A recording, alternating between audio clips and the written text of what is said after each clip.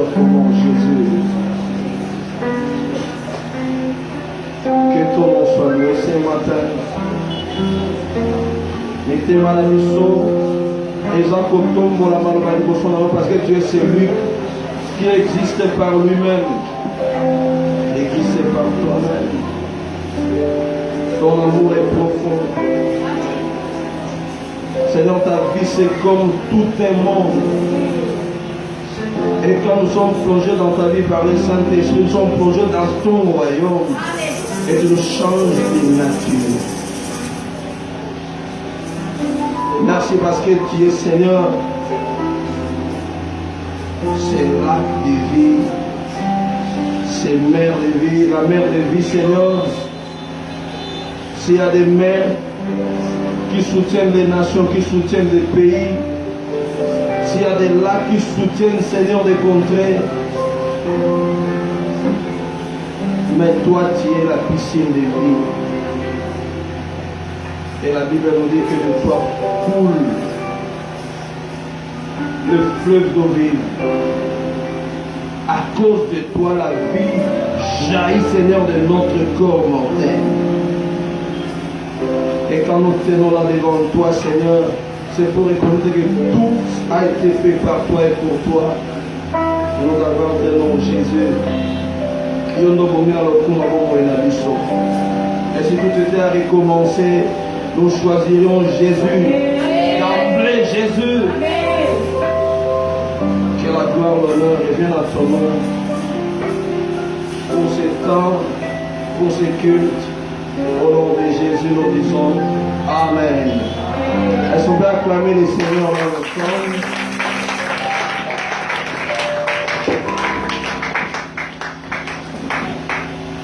Que Dieu nous bénisse tous.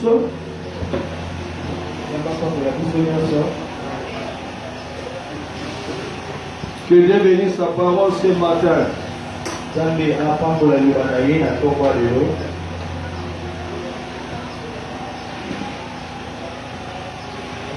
Nous avons commencé à parler du pardon.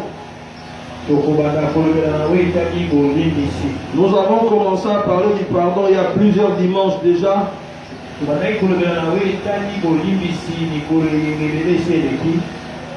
Donc juste après la prédication de la croix, nous avons commencé à parler du pardon.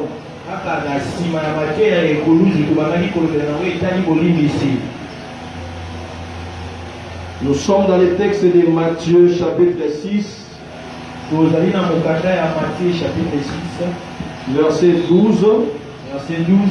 Verset 14 à 15. La Bible dit ceci.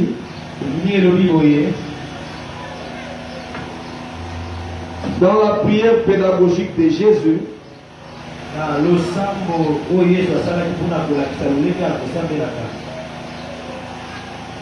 il dit, pardonne-nous nos offenses, comme nous pardonnons aussi à ces autres offensés.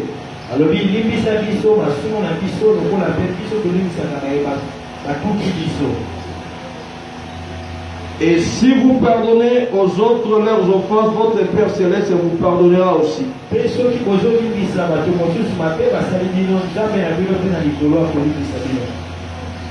si vous ne pardonnez pas aux hommes, votre Père ne vous pardonnera pas non plus vos offenses.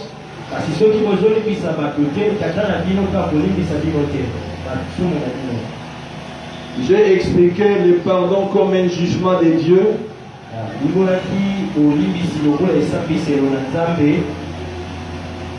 Et j'ai expliqué le pardon de l'homme envers son prochain comme un acte pour effacer, pour tolérer le mal que l'autre avait fait. Comprendre que là, parce que c'est un homme.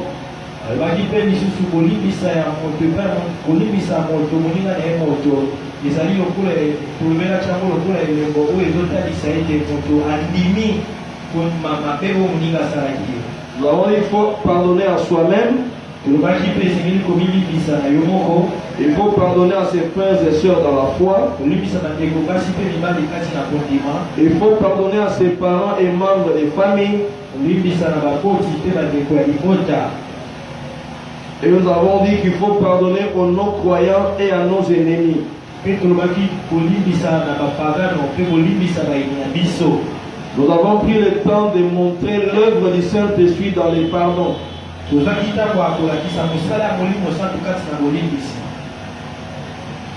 Et après, nous avons vu la dernière fois pourquoi faut-il pardonner.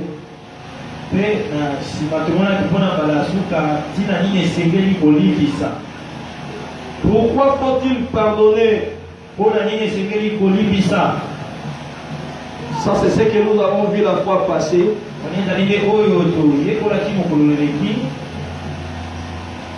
Alors, l'instrumentiste va m'aider à vous apprendre un chant pendant 3 minutes.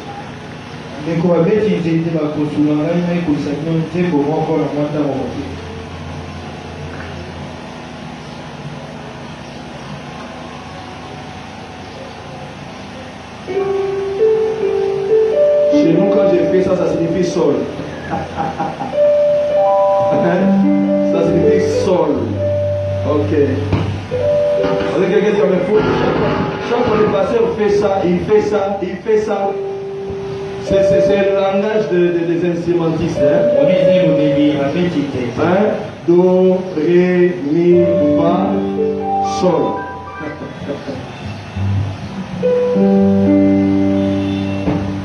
Bolingo na Yesu, eleki monene, ataba betakiye, azongisa kite. Bolingo na Yesu, eleki monene, ataba betakiye, azongisa kite.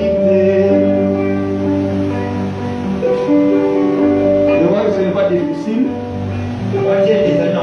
Alors quelquefois des musiciens sur le micro et nous allons tous chanter. Bolingo na Yesu, eleki monene, ataba betakiye, azongisa kite. Encore.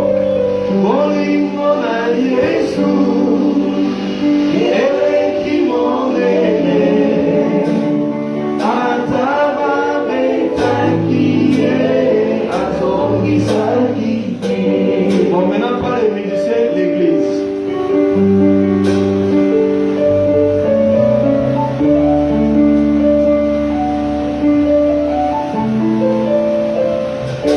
L'église va chanter avec moi. Bolingo,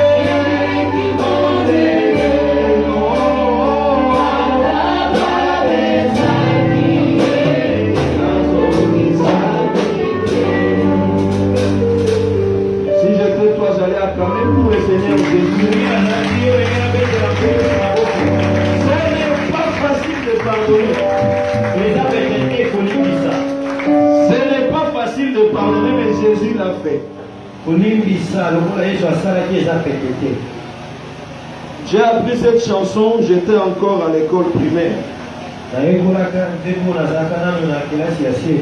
Je pense que j'étais peut-être en première année primaire. J'ai pensé à cette chanson hier soir. Et c'est bon que vous l'appreniez. Chaque fois qu'on te fait du mal,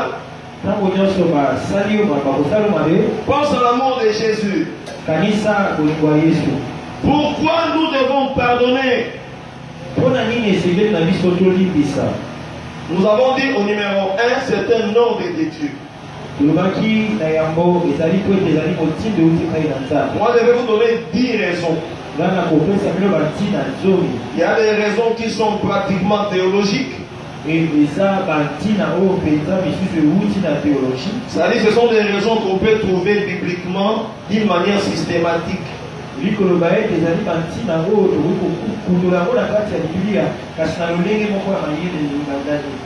le problème du pardon, c'est un enseignement expérimental, pratique. Ça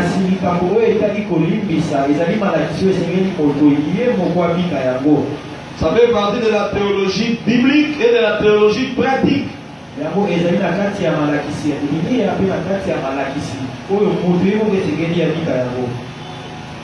Le livre des Colossiens 3, verset 13. Nous devons de nous supporter les uns les autres. De nous pardonner les uns les autres. On a lu Marc chapitre 11, verset 25. Marc 11, verset 25. Là où il est dit, lorsque vous êtes debout, faisant votre prière, c'est-à-dire si vous êtes dans les temples, vous êtes en train de prier, vous voulez faire vos offrandes, il faut, et que vous sentez que là, vous avez un problème avec quelqu'un, avec votre frère, rentrez pour réparer d'abord avec lui.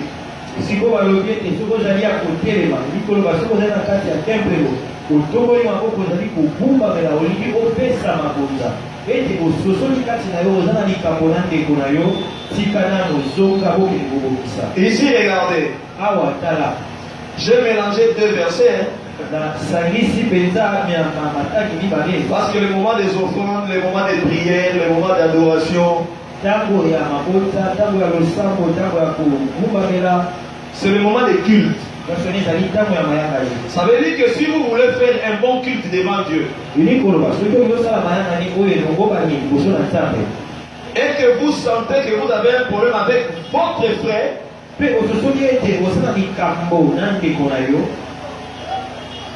alors la Bible vous demande de pardonner d'abord.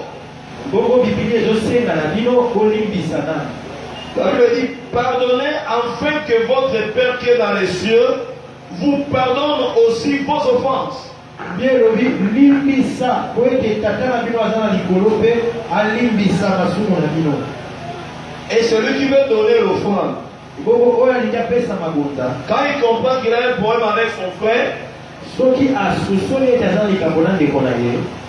et d'ailleurs là la Bible dit, si tu remarques, tu sens que ton frère a un problème contre toi, Kutu Biblia elobi ete soki osusoni ete ndeko na yo azana likambo na yo. ça ne veut même pas dire que si tu as causé du tort à ton frère, Yango elingi koloba te kutu yo nde osali ndeko na yo mabe. simplement pour dire que si tu sens que lui a un problème contre toi, Na mokuse elingi koloba soki osusoni ete ye nde azana likambo na yo. ça dit que c'est lui qui t'a causé du tort. Elingi koloba ye nde moto asali yo mabe. Arrête ton offrande, Tika mabonza na yo. va réparer avec ton frère. Kende kobomisa na ndeko na yo. Ça signifie que si tu as un problème avec quelqu'un, Elingi koloba soki ozala likambo na moto. ça détruit tes cultes.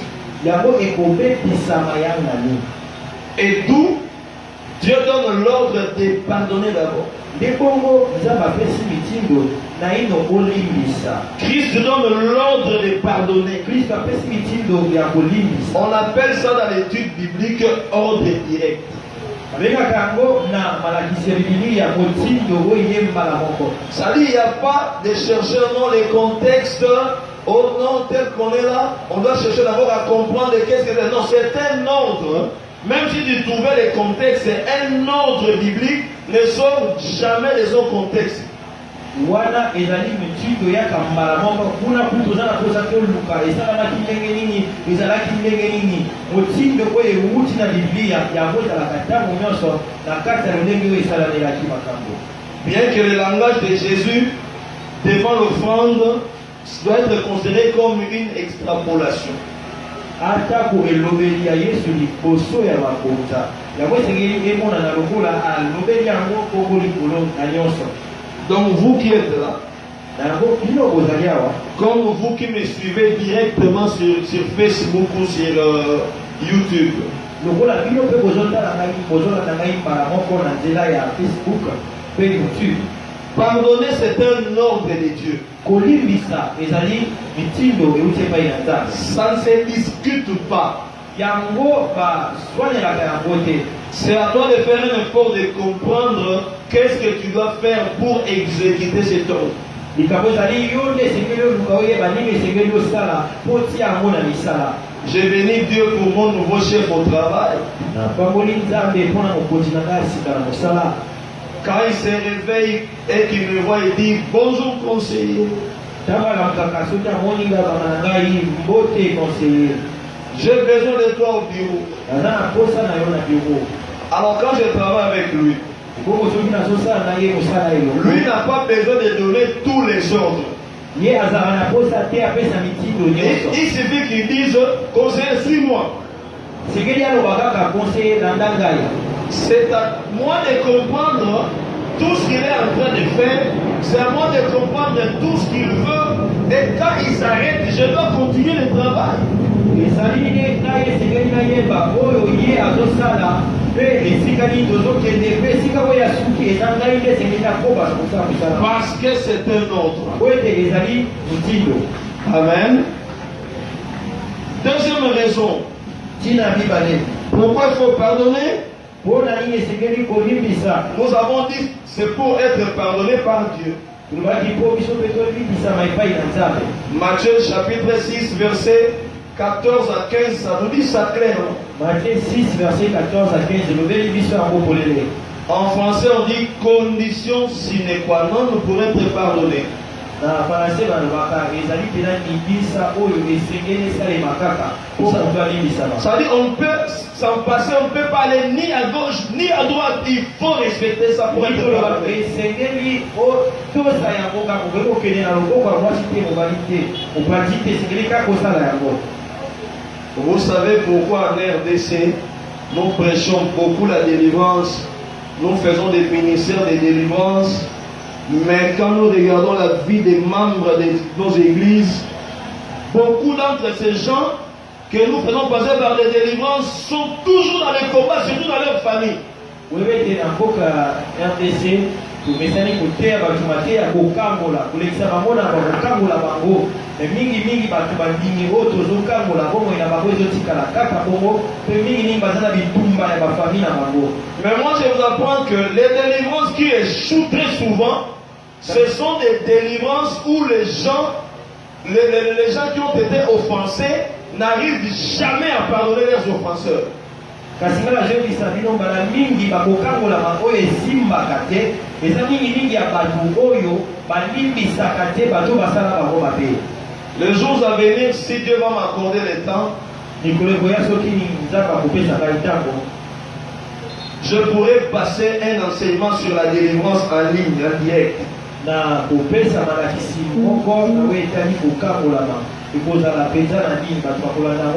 Délivrance, nouvelle approche.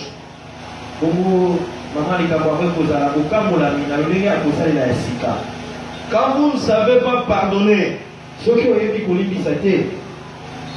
Dieu ne va pas vous pardonner non plus. Or, nous verrons plus tard avec vous que la vie spirituelle va s'arrêter quelque part. Rien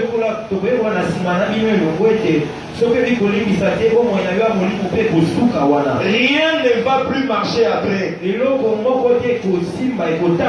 Alors à quoi bon chercher les démons par-ci par-là, chercher les sorciers, chercher les offenseurs par-ci par-là? Or vous-même vous vous détruisez parce que vous ne pardonnez pas.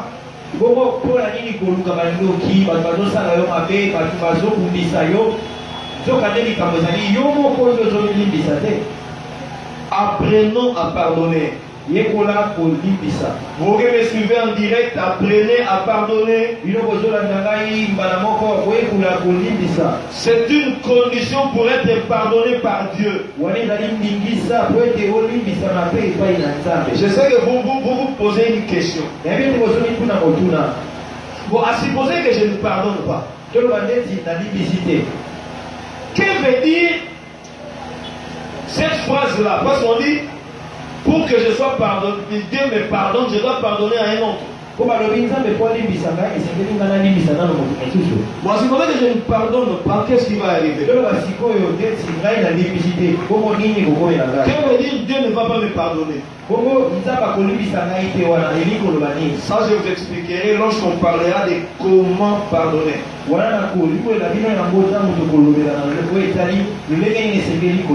J'allais arrêter cet enseignement, mais il y a deux choses qui m'ont retenu. Chaque fois, les serviteurs m'ont reproché de donner des enseignements parfois. Je donne 50%, je laisse. Alors il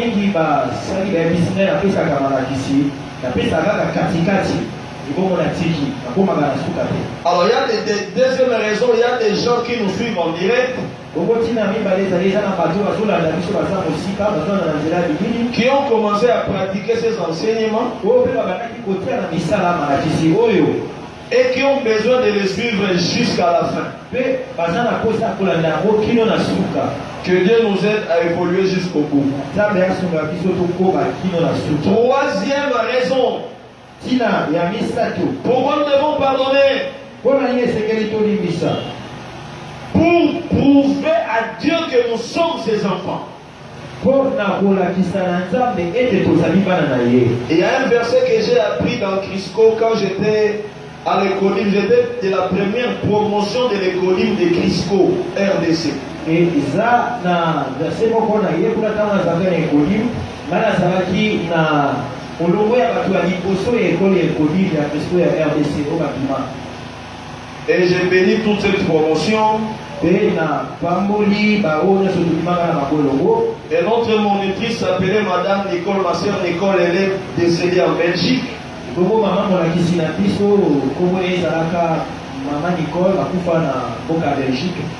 Si ma soeur docteur Génima regardait cette vidéo parce qu'elle était mon voisin à l'école.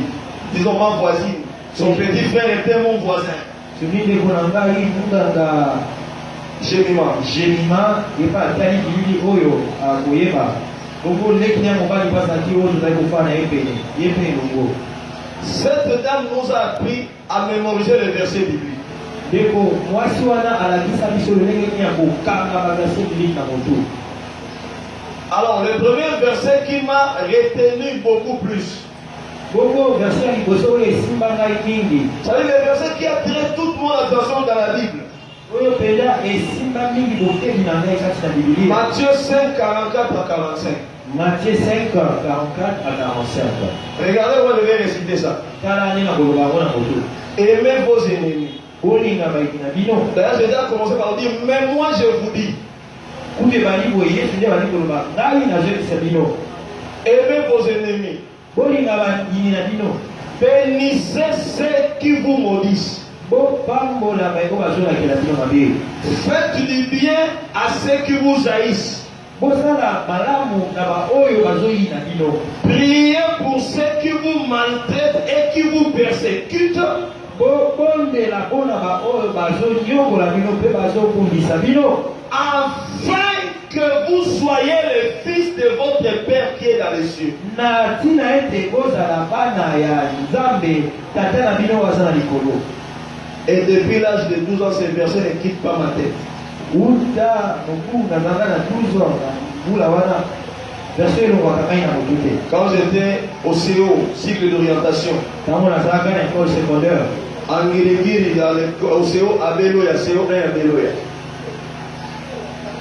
Quand j'étais au CO1 à Beloya, à Ngirigiri, Tango na zanga na école CO1 à Beloya, na Beloya. et il y a un ami qui a touché à ces fétiches qui est venu me provoquer. Izaka na moninga moko asibaki ikilete na ye ya kisi po aye komekangai. Et il voulait me provoquer jusqu'à venir me battre comme ça devant les gens. Esika tumolanga azuki wana te aye koya petanga na biso ya batabukisa ngai.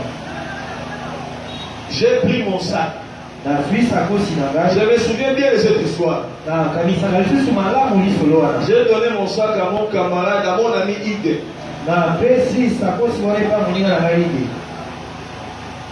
Et puis, j'ai enlevé ma chemise. Mpe nalongoli simisi na ngai. Je lui dis, Abine ya liboso. prépare-toi parce que moi je vais te taper devant les gens. Bonga mwana mponga na kobeta yo na miso ya bato. Et puis 2, Bongo ya mibale.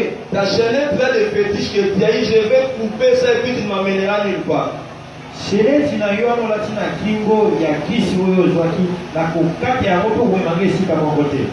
Vous savez, j'ai rencontré le Seigneur, j'étais encore très petit, donc je n'avais pas peur des féticheurs. Oyebi nakutana nkolo nazalaki nano mwana moke bongo nazalaki kobanga bato bananga kisi te.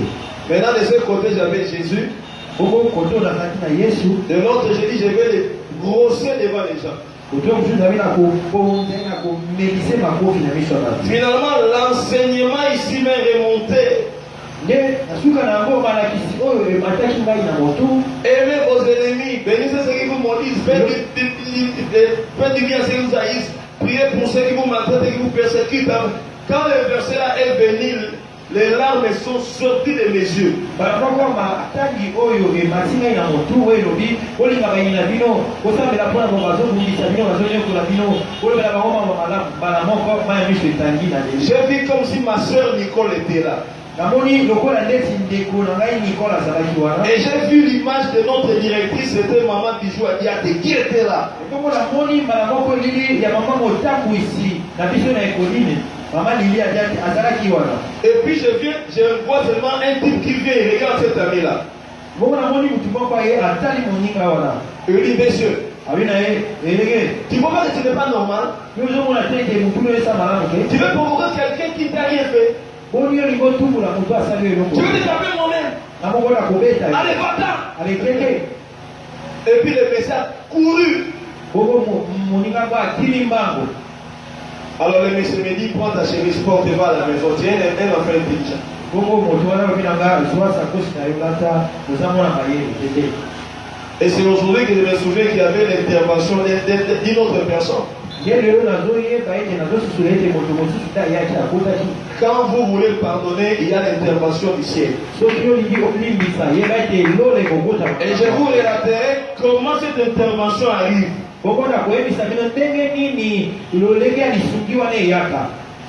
Donc une manière de prouver à Dieu, regarde, ne pardonne pas pour prouver aux hommes que c'est toi qui pardonnes. Parce que ce qui est dans ton cœur, les hommes ne les connaissent pas du tout. Yoka, kolimbisa te pola kisabatu yoto limbisaka. Limbisa po sepelisa nzambe. Pamba te weza na mutema na yo, batu bayebi yango te. Quand on grandissait à Kinshasa, si on vous injurie en cours de route, vous ne devez pas répondre par une injure. De peur de faire la honte de votre père et de votre mère. Alors quand quelqu'un vous injurie, vous allez chez votre père. Papa, tel enfant m'a injurié. Et votre père va chercher ce papa-là pour dire, mais l'enfant m'a donné le rapport que ton fils commence à injurier les amis, ce n'est pas bien, il faut tirer ses oreilles. Un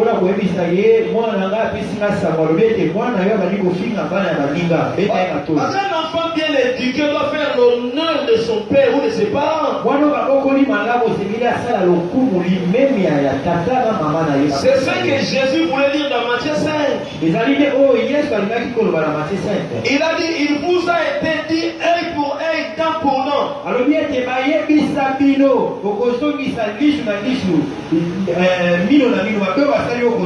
Mais moi je vous dis, la loi de Christ c'est la loi de l'amour. Et la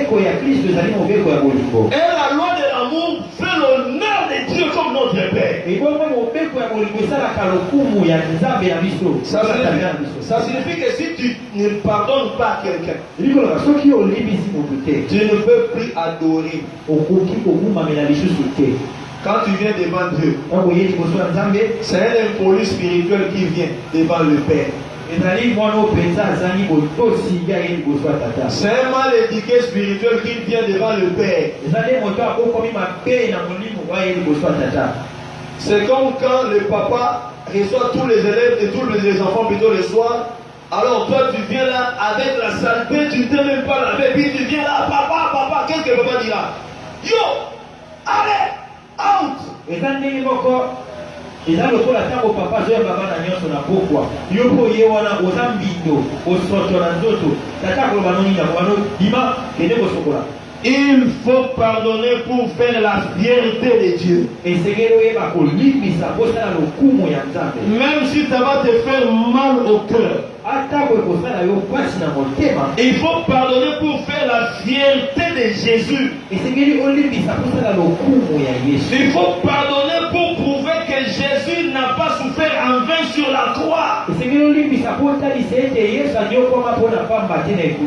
Parce que Jésus dit enfin que vous soyez le fils de votre Père. C'est une condition. C'est une implication directe. C'est-à-dire si vous ne le faites pas, vous n'êtes pas fils. Est-ce que c'est la logique formelle? Je pense que non. Non, ce n'est pas un raisonnement que je vais qualifier de littéraire ou littéral. Mais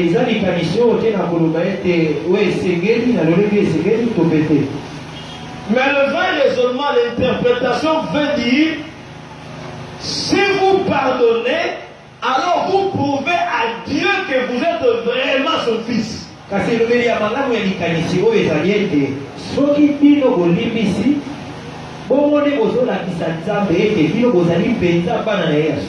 là vous êtes en bon terme avec Dieu.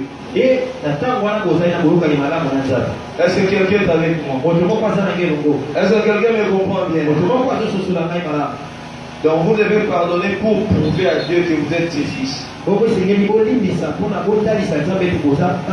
Quelquefois j'ai pitié de Dieu. La Bible dit, Dieu regarde, t'écoute. Et dit, les fils que j'ai engendrés se sont rebellés contre moi. Ça veut dire Dieu a aussi le souci de voir des gens qui font sa fierté sur la terre.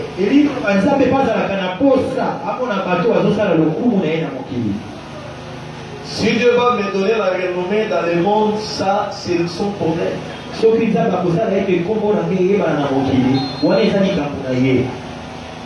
Mais je fais l'effort de rester fils de Dieu jusqu'à la mort.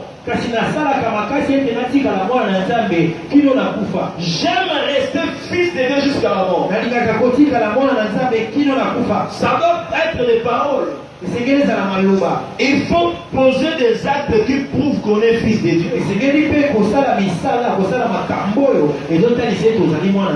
L'un des actes, c'est qu'il faut pardonner même à ses ennemis pour leur prouver que nous sommes des enfants de Dieu.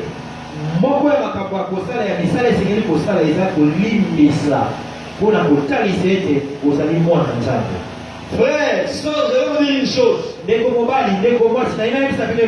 Quelque chose d'un peu banal, mais de très sérieux. Le diable peut réciter tous les versets de la Bible. Parce qu'il peut le mémoriser, c'est un ange.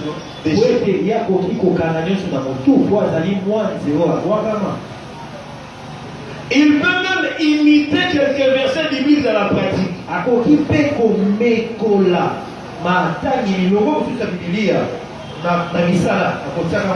Par exemple, le diable peut donner l'argent, peut donner des richesses. Plus que les croyants. Il peut paraître donner même plus que Dieu. Mais il y a quelque chose que le diable n'aura jamais. L'amour. L'amour. J'ai pitié de ces politiciens qui s'adonnent aux fétiches, qui pour entrer dans le gouvernement vont dans les loges, vont par-ci par-là.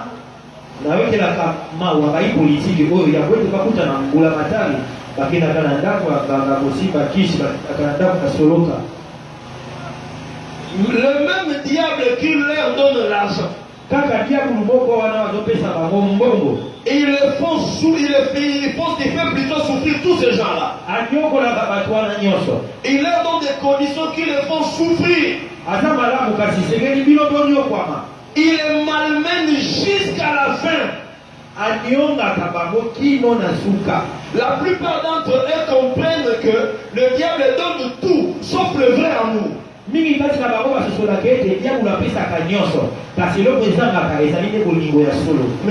leur vie entre les mains du diable.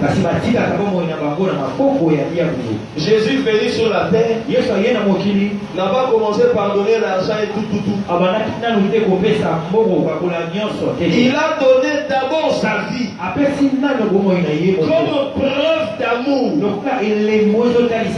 même pour ses ennemis. Alors aucun de mes ennemis ne me fera du mal parce que je lui ai pardonné. Je vous démontrerai ça bien après. On est passé par des empoisonnements, mais nous sommes vivants. Et quand on se regarde avec ces gens, il sait que je l'ai tué, il n'est pas mort. Et moi je sais qu'il m'a tué, je ne suis pas mort.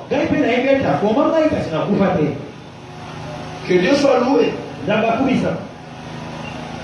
Donc si tu ne pardonnes pas, tu ne prouves pas que tu es fils de Dieu. Parce que le caractère numéro 1 de Dieu, ça s'appelle l'amour.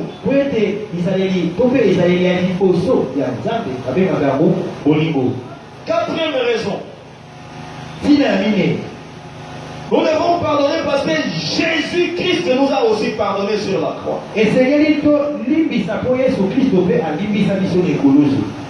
Luc 23, 34. Colossiens 3, 13. Jésus a crié sur la croix que Dieu nous pardonne.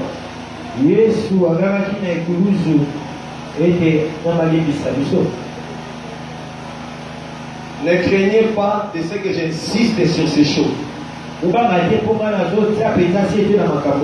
J'avais un ami, apôtre Timothée Kiese.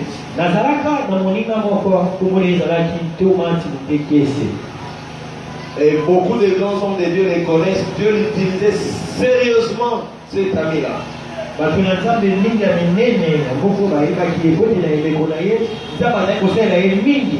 Et une fois, il était en retraite chez nous à Djil au quartier.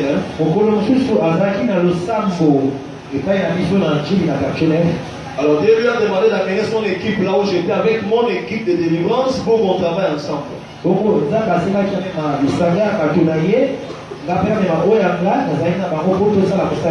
Nous étions tous en retraite là. Alors un samedi, je lui ai laissé toutes les deux équipes. Moi, je devais aller à la répétition de la musique Kamaté.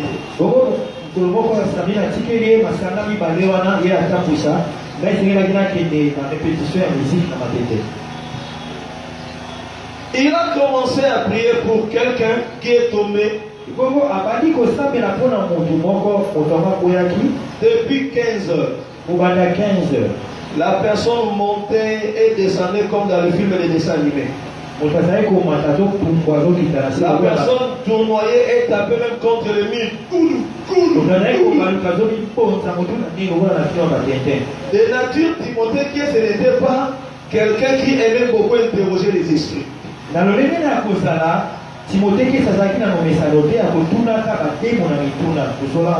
Il avait tellement l'onction apostolique que quand il se trouve devant un problème, lui il ordonnait que tout se fasse directement et Dieu le faisait.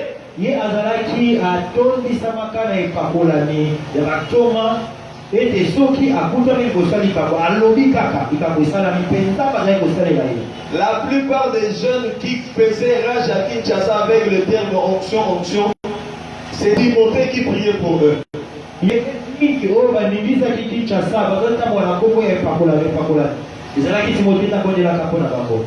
Malheureusement ou heureusement qu'il a pris avant.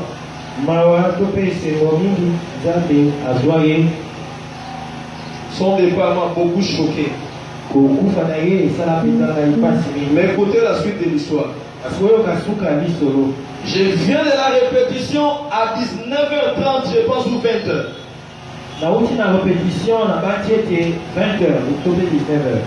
Je trouve Timothée avec le même cas. Alors moi je me pose la question, mais comment apôtre Timothée n'a pas terminé ses petits cas?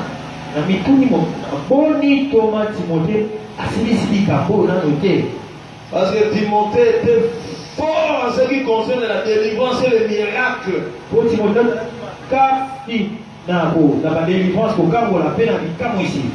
Guérison miracle, pas de blague avec Timothée. Mais je me dis, depuis 15h jusqu'à 20h, c'est pas fini. Je dis à l'apôtre Timothée, fais sortir les membres de l'équipe. Nous restons avec toi, nous prions pour cette soeur, nous deux seuls. Nous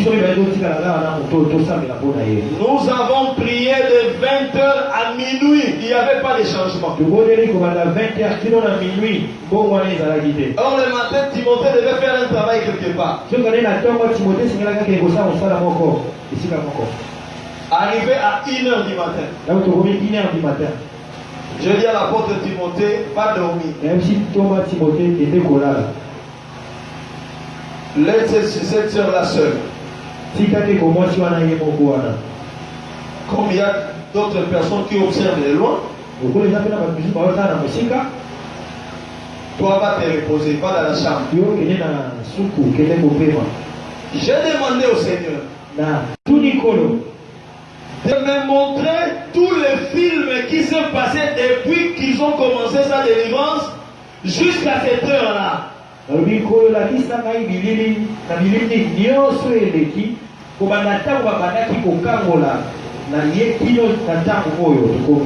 Alors c'est comme les ralentis d'image de Léopard. Wow.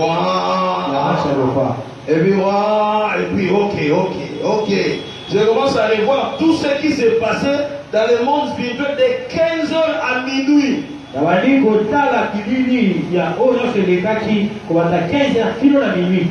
Les démons ont fermé la bouche de cette soeur pour qu'il ne dévoile pas ce qui a blessé son cœur. Ils ne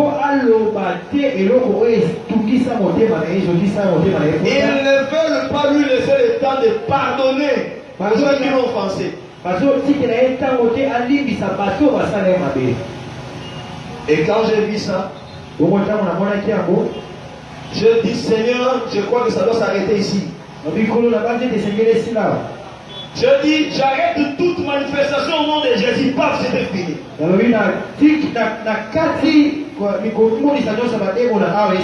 J'appelle la soeur par son nom et se réveille. De 15h à 2h à 1h du matin. Parce qu'elle ne peut pas pardonner. La suite après. Est-ce que vous êtes d'accord avec moi? Donc c'est pour vous dire que ça c'est un cas. La plupart des délivrances qui ont échoué sont des délivrances des gens qui ne savent pas pardonner.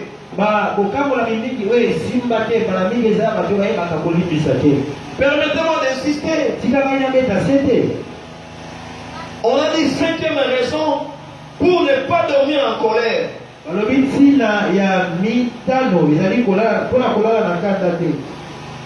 Tu dois pardonner pour ne pas dormir sous le poids de la colère.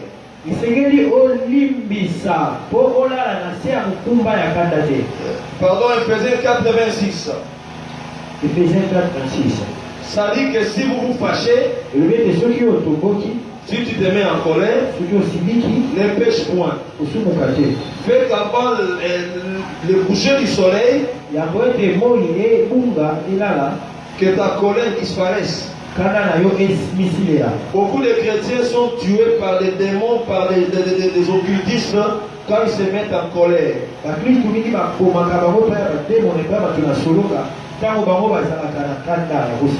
C'est drôle, mais c'est comme ça. C'est un constat. Jacques 1:19 nous dit, sachez-le mes frères bien-aimés,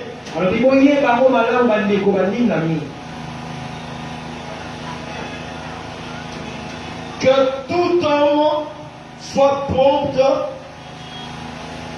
à écouter,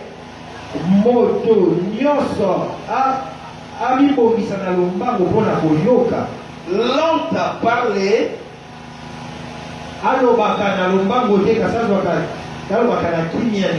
lent à se mettre en colère.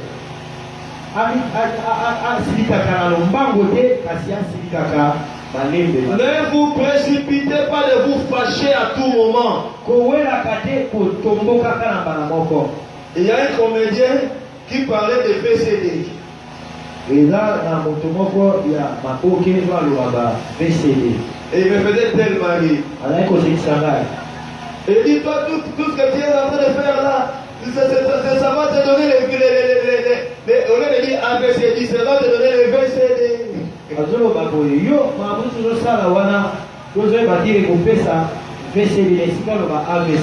Quand tu te fâches plus brutalement, tu t'exposes à des maladies.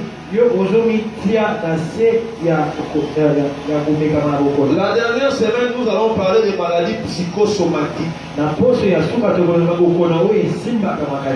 avec Dr Alex. Et on va vous expliquer comment vous épargner des maladies qui nous attaquent l'âme et le corps.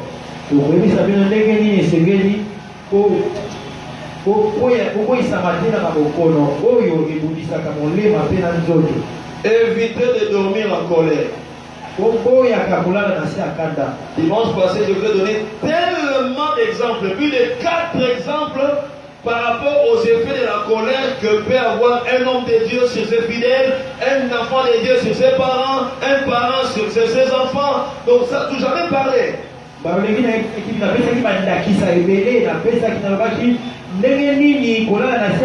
ekoiko mema manoni ekoiko mema ba mosai na nzambe epa ya bakoti epa ya bana na ye epa ya bana epa bakoti na bango wotela kiango. Pourquoi pardonner? Sixième raison, pour ne pas donner l'avantage au diable. Pona nini ko limbisa? Sixième raison, pona kopesa diable te esika. J'en ai parlé la fois passée. Je me suis fâché contre mon père. Il a connu l'accident. C'est moi qui devais prendre soin de lui à l'hôpital. Alors j'ai compris qu'il fallait pardonner. Si j'avais pardonné, nous tous nous serions dans la paix. Septième raison.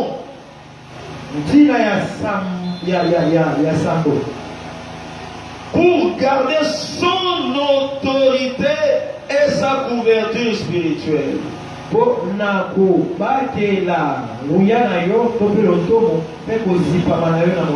Si tu veux garder ton autorité d'enfant de Dieu, de fils de Dieu, tu dois pardonner.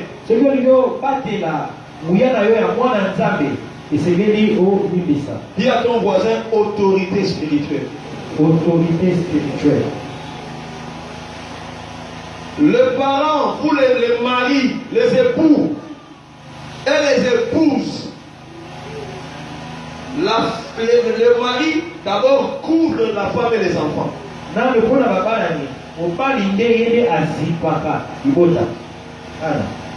Mais la femme aussi couvre le mari quelque part.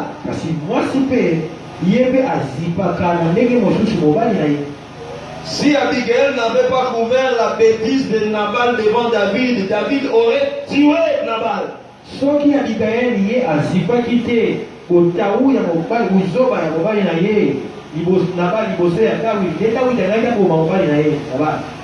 Est-ce que quelqu'un me suit? Est-ce que quelqu'un me suit?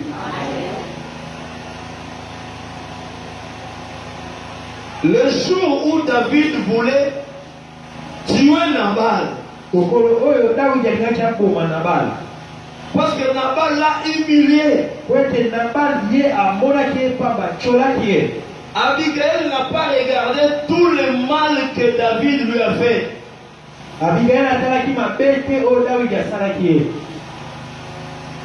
Il a dit à David, David ne te fâche pas. Cet homme-là, sa tête, c'est comme on dit à Lingala, et Kotami Linga. Une tête pleine de fumée comme le moteur diesel. Alors si vous le suivez, vous allez le tuer pour rien. Moi je resterai veuve. La femme a couvert le mari devant un danger. Mais si Abigail avait refusé pour dire ok, c'est une bonne occasion, comme ça comme il me maltraite à la maison, que David le tue et que je reste tranquille. Kasi soki Abigail amonaki yango libaku malamu alobi kutu eza libaku malamu po mobali yango mpe abetaka ngai yokolanga na ndako oyo David akoma ye bongo ngai natikala mwasi oyo akufela mobali. La réponse d'Abigail eyano ya Abigail chez David epai na Dawidi veut dire likoloba David c'est un fou, je sais qu'il me maltraite même. Dawidi nayebi nanga mobali nanga aza moto ya liboma moke ekota milika nayebi kuta niokolanga ngai. Mais je ne peux pas permettre que tu le tues comme ça. C'est-à-dire qu'Abigail a pardonné ce jour-là à tous les maux ou le mal que l'homme lui faisait à la maison. Et il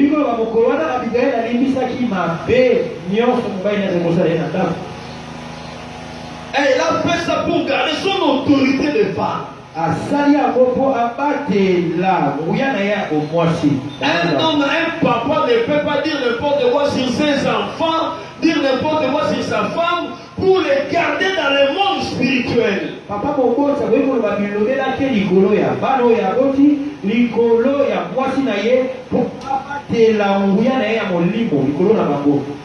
Parce que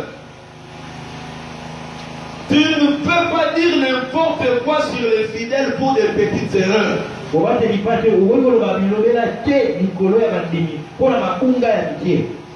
Le Seigneur te l'a donné pour la garder comme brebis. Pas pour la malmener, pour lui faire n'importe quoi.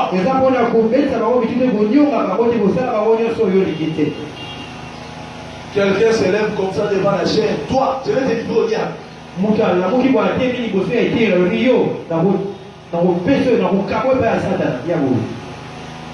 Vous avez été engagé par lesquels? Si c'est Dieu qui vous a engagé pour ses enfants, prends tout ton temps de les redresser avec un esprit de douceur. C'est pour ça que tu es pasteur.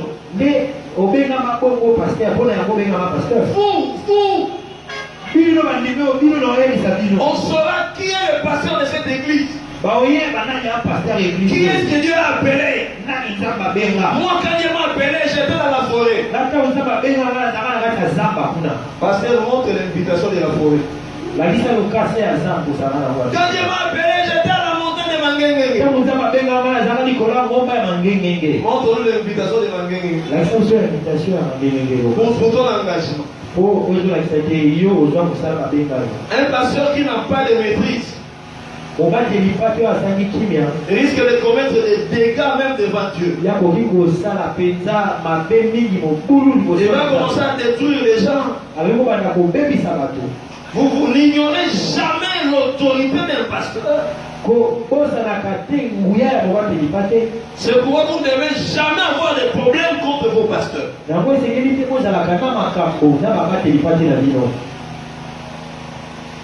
Et une fois j'ai appelé une soeur quelque part là où on était. Quand on encadrait encore les jeunes dans la communauté. C'était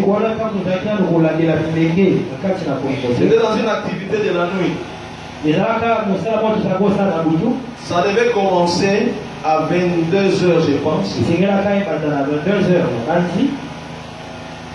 Cette soeur est venue à 23h. Or, je lui ai donné des conseils, je lui ai interdit de continuer la vie de débauche qu'elle menait.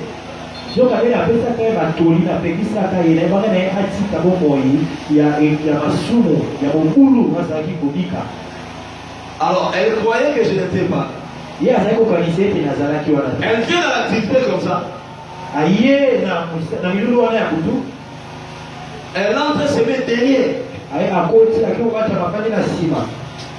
J'ai senti dans mon esprit que cette sœur est venue. J'ai vu là d'où elle vient. J'ai vu l'homme qui était avec elle. Maintenant je suis sorti pour venir lui parler. Bonjour, bonsoir ma soeur. Quand elle m'a fixé seulement les yeux comme ça, le regard, ses yeux commençaient à clignoter. Je lui dis quoi? Et je ne comprends pas. Et quand elle a commencé à parler, l'odeur de tout ce qu'elle vient de faire a commencé à se manifester devant moi. J'étais prêt à vomir. Je la regarde. Je lui dis, mets-toi un peu debout. Quand il va sauter,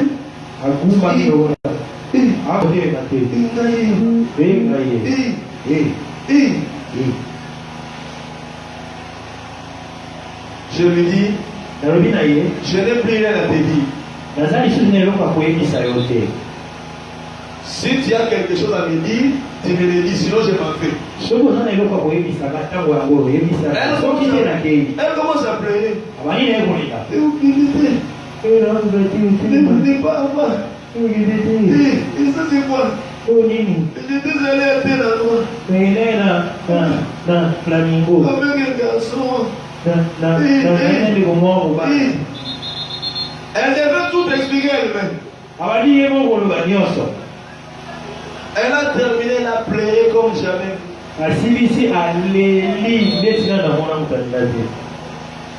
Après avoir terminé à pleurer, à confesser,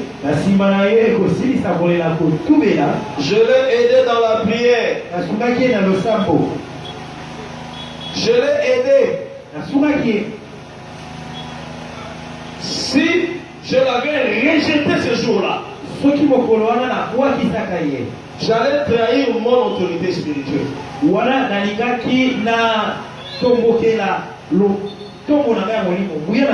y a des choses pour lesquelles, en tant qu'homme de Dieu, nous sommes obligés de pardonner pour garder notre autorité.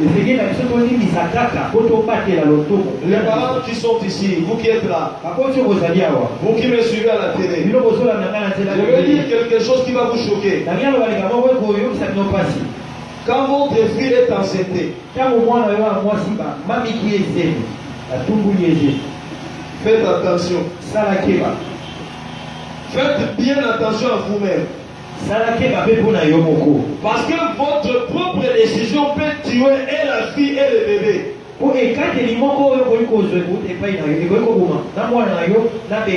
Ça peut tuer même ces jeunes hommes le coupable. Mais ça peut faire des dégâts même sur les enfants, les innocents qui sont aussi là, et les autres filles. Il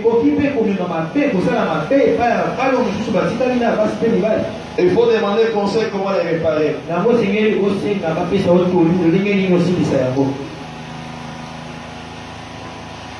1 Thessaloniciens 5,14 dit d'avertir ceux qui vivent dans les désordres.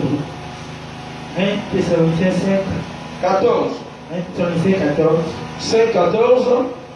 5, 14. On dit de donner des conseils à ceux qui vivent dans les désordres.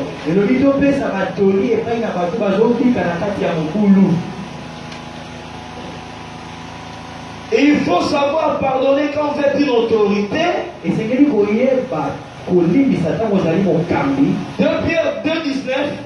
Pierre 2,19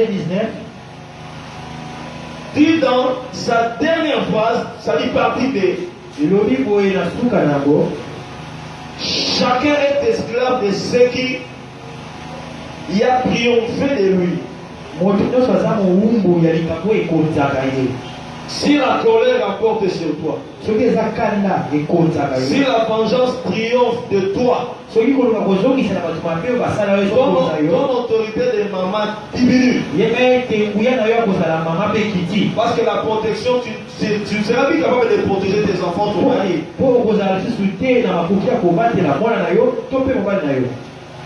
Si la colère emporte sur toi, tu peux détruire la vie des autres. Tu peux détruire ta femme et tes enfants. J'ai suivi à la télé, dans les réseaux sociaux, un homme de Dieu qui a tué sa femme et ses enfants, qui a tué des gens avec le couteau. Ça nous a paru incroyable.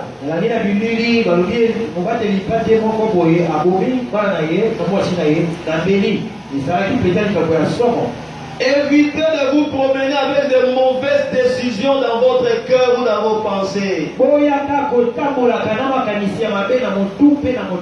Nous sommes plus que vainqueurs par celui qui nous a aimés.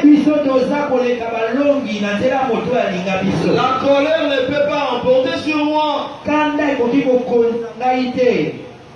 La rancune ne peut pas triompher de moi.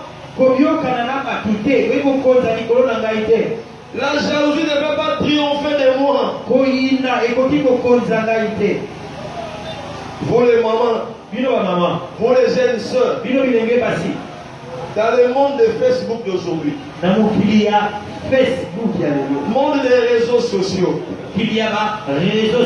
attention, que la jalousie ne triomphe pas de vous. Parce que tu vas détruire ton mariage, tu vas détruire tes fiançailles, tu vas détruire tout.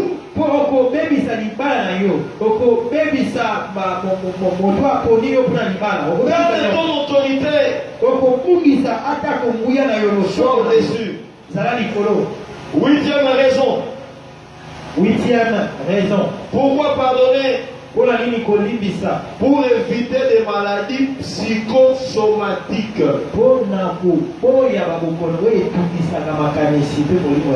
Il y a des maladies qui commencent dans les cœurs et qui détruisent les corps. Nous allons vous les enseigner la dernière semaine du mois. Pour vous qui nous suivez en direct là, vous nous suivrez aussi en direct avec ce séminaire.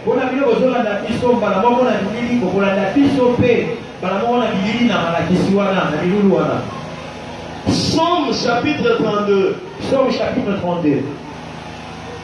À partir du verset 2. La Bible dit, heureux l'homme à qui les péchés sont pardonnés. Et ça explique tout ça. Quand vous descendez, écoutez ce que David dit. Il dit, quand j'ai caché mon péché,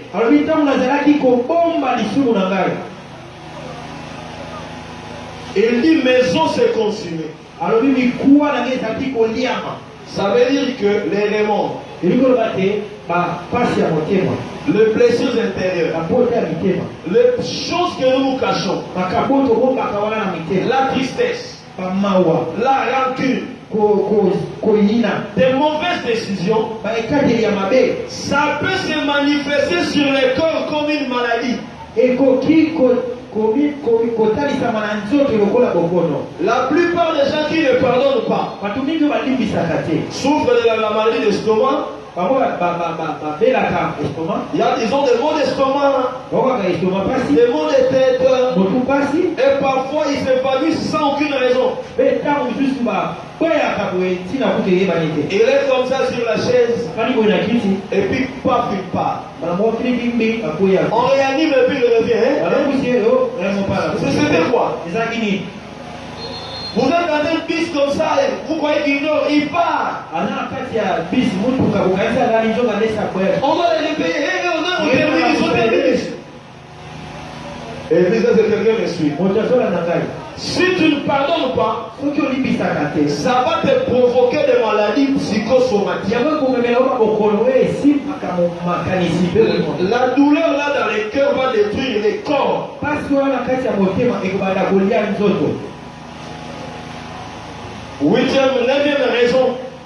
9e raison. Pour éviter les blessures intérieures.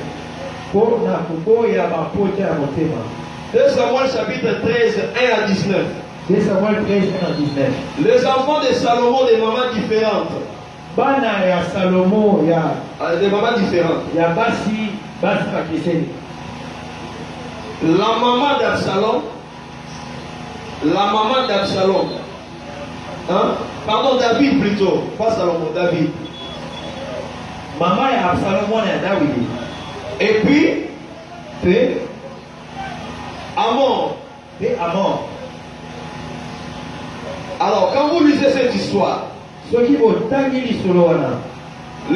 petite sœur d'Absalom s'appelait Tamar. Mais son demi-frère, son grand frère d'une autre mère, s'est rendu malade et a cherché les moyens qu'on lui envoie sa petite sœur Tamar.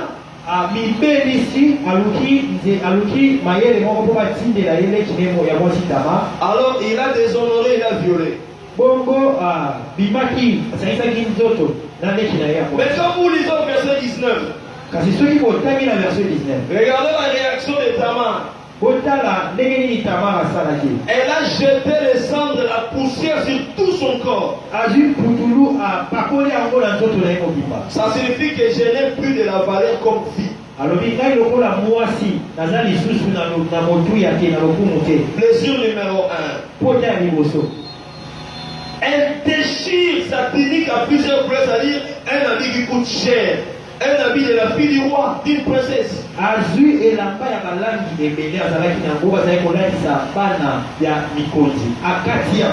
C'est-à-dire, je n'ai plus l'honneur d'une princesse. Deuxième degré de blessure. Donc ça signifie qu'aucun prince ne viendra plus me prendre en mariage.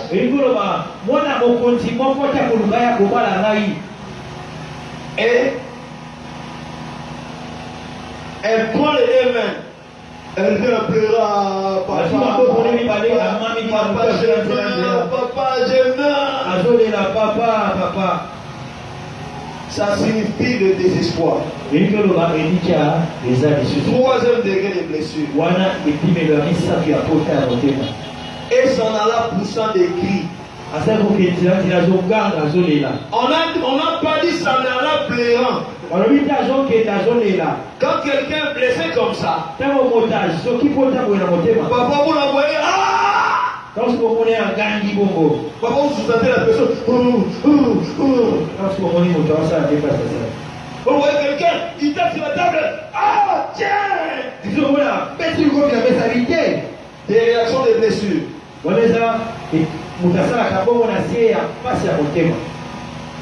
Parce que les chocs que cette fille a eu, Où était passé au décommence à mon thème. ne sachant comment pardonner, comment réparer.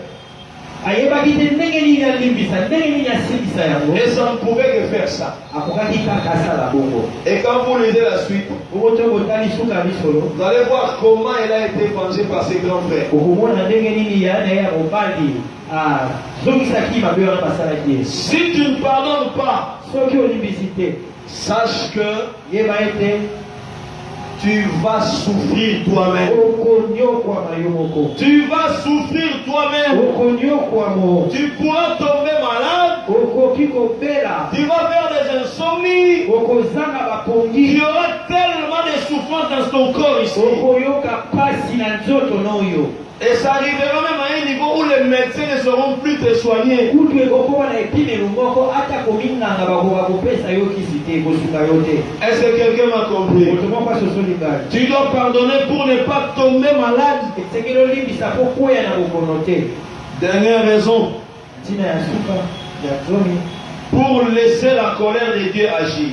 mpona kotika kanda ya nzambe esala. Pour laisser la colère de Dieu agir. Mpona kotika kanda ya nzambe esala. Les gens croient que s'ils pardonnent, Dieu ne va pas agir. Bato bakanisaka ete soki alimbisi nzambe akosala te. 2 Thessaloniciens 1 verset 6. 2 Thessaloniciens 1 verset 6. La Bible dit ceci. Biblia elobi boye.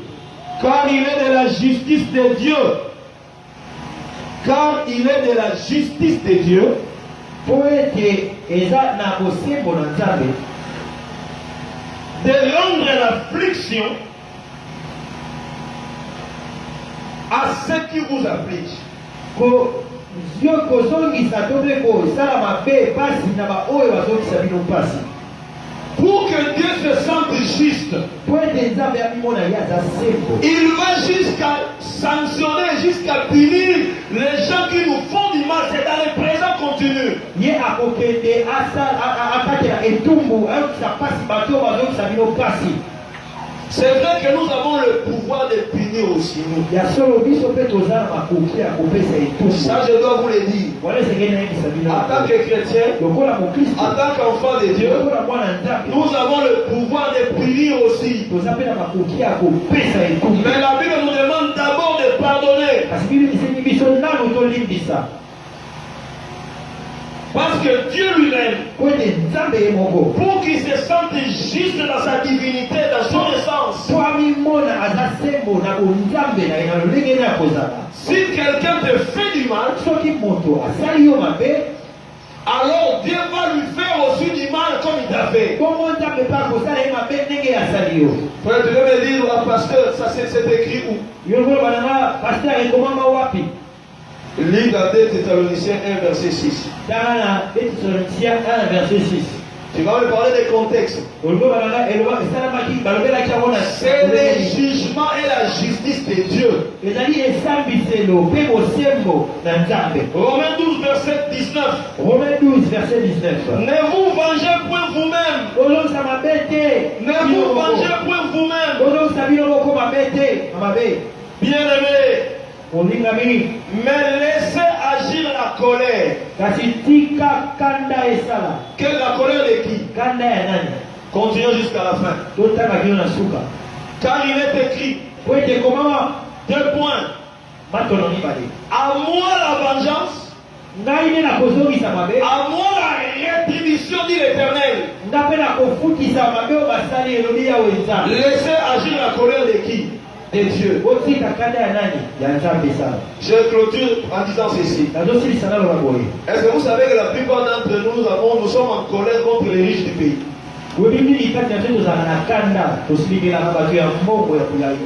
Qui n'a jamais été en colère contre les gens qui détournent des millions, qui lèvent sa main?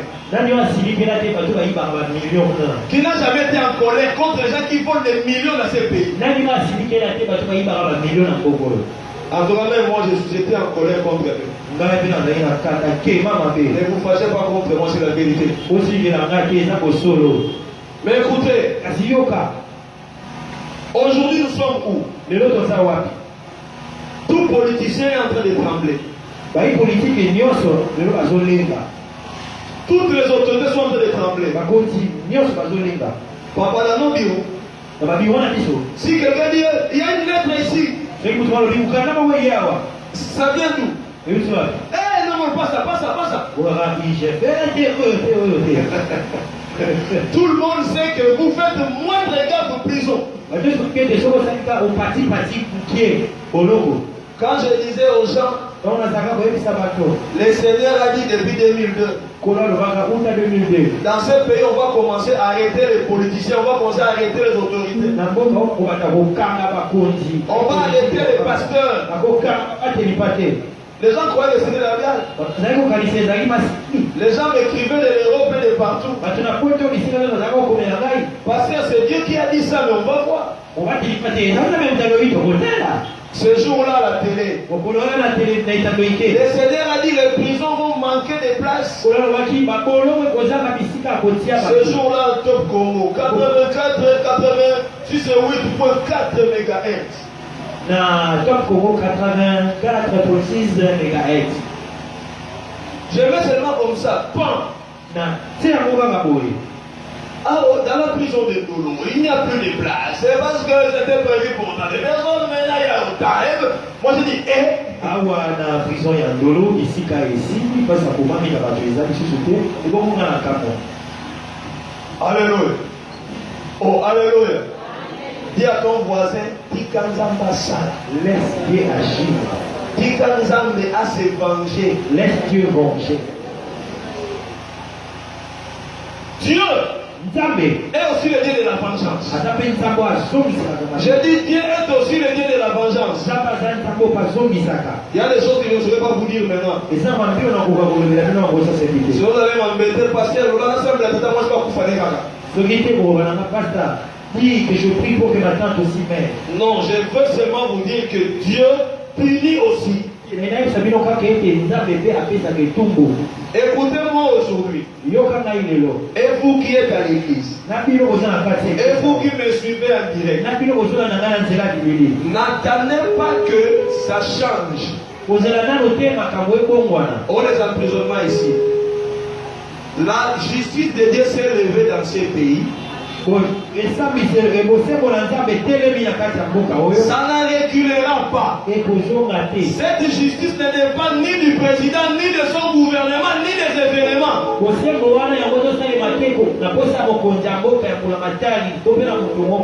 Le président a trouvé la parole de Dieu en train d'agir dans le pays.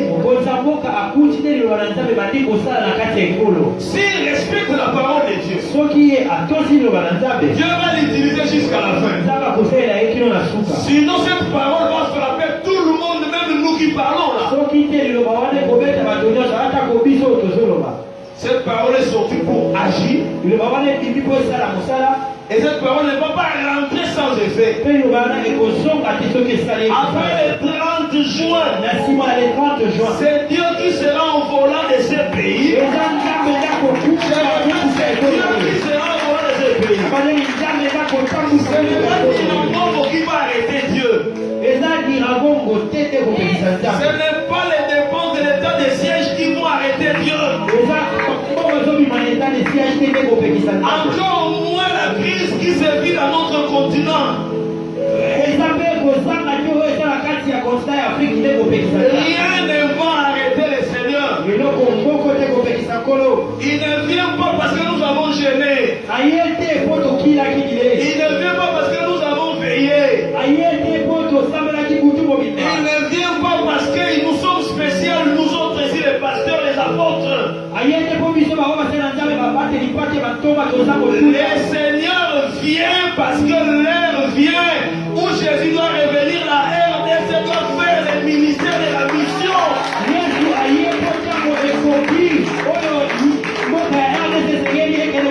Ça ne changera pas. Troisième fois de Covid, il m'en fout. Je connais un accident dans la ville. J'ai le cache-nez.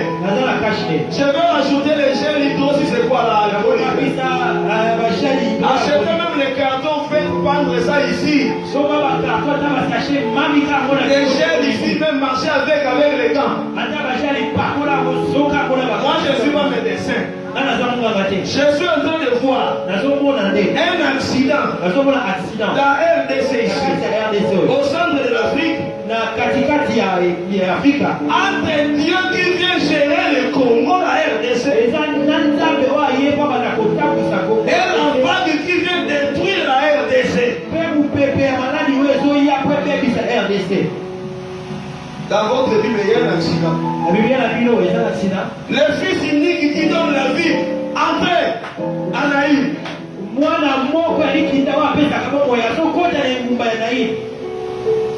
Le fils de la veuve unique, Kayavere, mort, sortez de Naïm.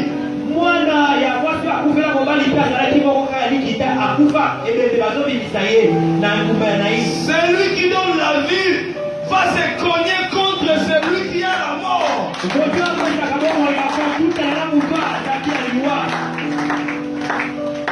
Dans quelques 17 jours.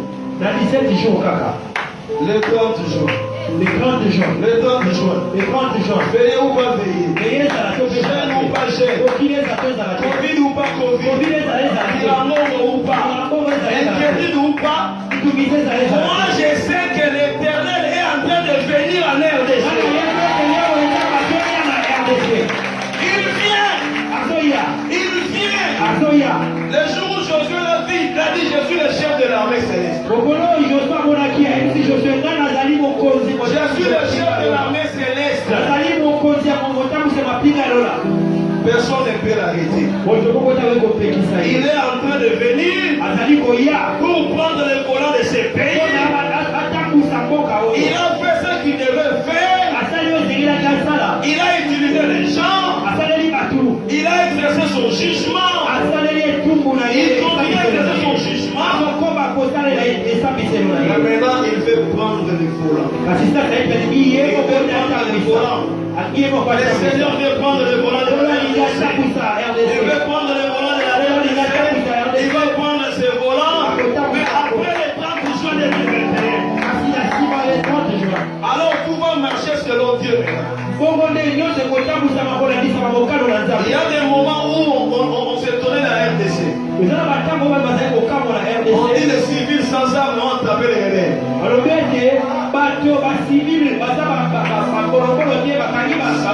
C'est ainsi. Le vent du passé de Covid n'a pas exterminé les Congolais.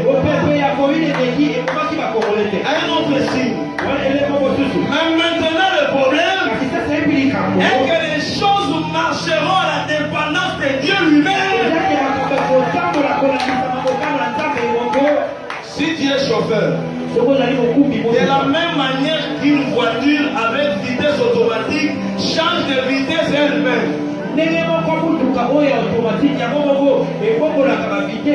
la même manière que le Seigneur va changer la vitesse de ce pays lui-même.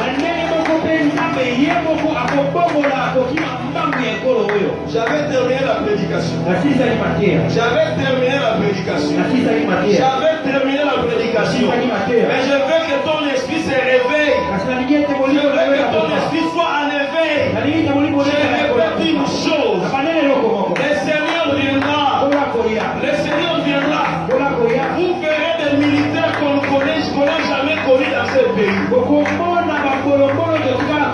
Des militaires jamais vécus dans ce pays.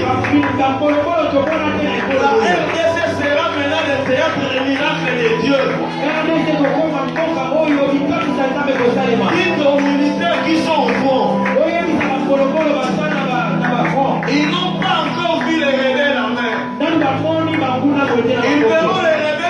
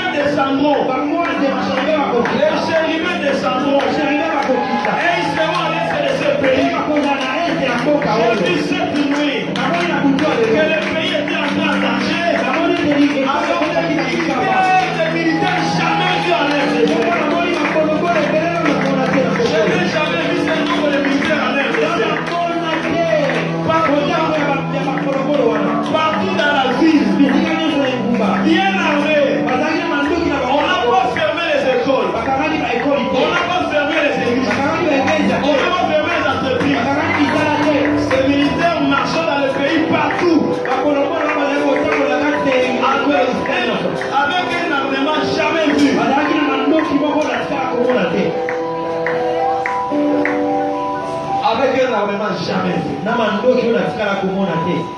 On a eu peur. J'étais en train de demander à Dieu qu'est-ce que signifie cette vision. Ça signifie quoi? Mais vous avez la réponse. Quand la Covid arrive avec sa troisième vague, l'Éternel des armées arrive aussi. Quand les complots des nations s'élèvent contre la RGC, l'Éternel des armées arrive à la RDC. Je vous avais dit la fois passée, à la fin d'un culte ici, j'ai clôturé le culte. J'ai vu l'ange de l'Éternel aller au nord du pays, rentrer au centre, aller du côté de Bandounou, et puis être allé à côté de l'oriental. Mais il m'avait dit seulement une chose: je fais un travail au nord, et puis je ferai un travail vers Bandounou. Je rentrerai au centre du pays. Alors je vais commencer un travail au-dessus de l'oriental. Et il ne m'a pas dit plus que ça. Je n'ai jamais peur de mon pays. Ça ne sera jamais coupé. Ça ne sera jamais morcelé. Mais maintenant, ce n'est plus l'ange qui vient. C'est l'Éternel des armées qui vient. C'est l'Éternel des armées qui vient. Je vais vous dire quelque chose qui va vous énerver. Et puis je ne mourrai pas pour ça. La parole de Dieu est bien mesurée. Fils de Dieu, enfant de Dieu, chrétien, ne craignez personne sur la terre pour la Covid ici. Je ne suis pas du ministère de la Santé. Je ne suis pas dans le gouvernement. Je suis membre du Conseil céleste.